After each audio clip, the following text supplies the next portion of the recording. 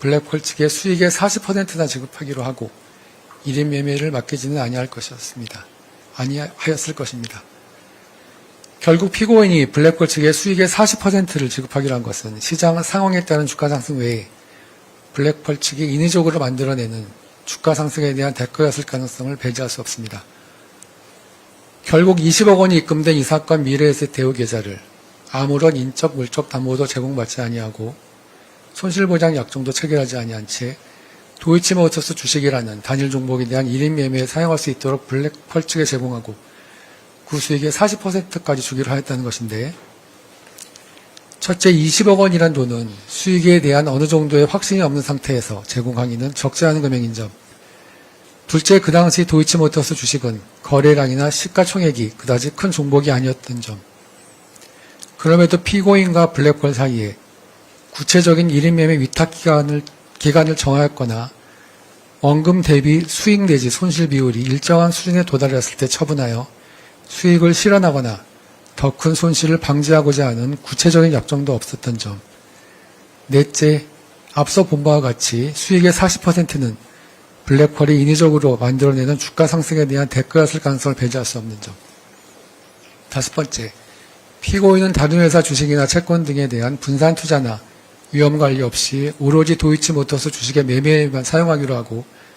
블랙펄 측에 위와 같이 이 사건 미래에셋 대우 계좌 및 20억 원의 자금을 제공한 것인 점,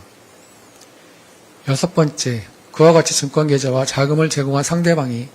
정상적인 방법으로 주가를 관리하는 능력이 검증되지 아니한 블랙펄이라는 점에 비추어 볼 때 피고인으로서는 블랙펄 측에 제공된 이 사건 미래에셋 대우 계좌와 자금이 도이치모터스 주식에 대한 시세 조정 행위에 동원될 수 있다는 사정을 미필적으로나마 인식한 것으로 볼 수 있습니다. 피고인은 앞서 본 바와 같이 거액의 자금이든 이 사건 미래에셋 대우 계좌를 블랙펄 측에 제공하였는데, 이 증권계좌의 경우 주가 상승기 매매 관여 상위 계좌 3위에 올랐고 매수호가 48만 5,667주 중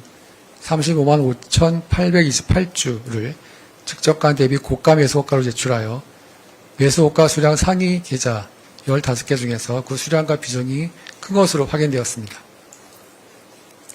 결국 피고인이 블랙펄 측에 제공한 이 사건 미래에셋 대우 계좌는 그 무렵 이루어진 도이치모터스 주식의 시세 상승에 적지 않은 영향을 미친 것으로 보입니다. 또한 피고인이 이 사건 미래에셋 대우 계좌에 처음 10억 원을 입금한 이후 시세 조정이 이루어지고 있는 도중 두 번 더 자금을 입금하였는데, 이와 같은 피고인의 자금 추가 입금은 그 사이에 이루어진 거래 내역을 확인한 다음 이루어진 것으로 볼 수 있습니다. 또한 피고인은 블랙펄 측에 자금과 이 사건 미래에셋 대우 계좌를 제공하기로 하고 위 증권계좌에 10억 원을 입금한 날과 같은 날인 2010년 10월 22일경 미래에셋 대우 직원 박모 씨에게 전화를 걸어 통화를 할 거면 휴대폰으로 하는 것이 낫고 사무실 전화는 다 녹음되지 않는다는 취지로 물어봤습니다. 유독 그날 HTS 거래를 하는 방법을 문의하면서 이와 같은 내용의 말을 하였다는 것은 앞으로 이 사건 미래에셋 대우 계좌로 이루어질 도이치모터스 주식 거래에 관해서 흔적을 남기고 싶지 않다는 속내를 드러내는 것으로도 볼 수 있습니다. 또한 피고인은 이 사건 미래에셋 대우 계좌 관련 수사기관에서 진술을 번복하였고, 특히 미래에셋 대우 직원 박모 씨와의 통화 녹취록에 배치되는 진술을 하기도 했습니다.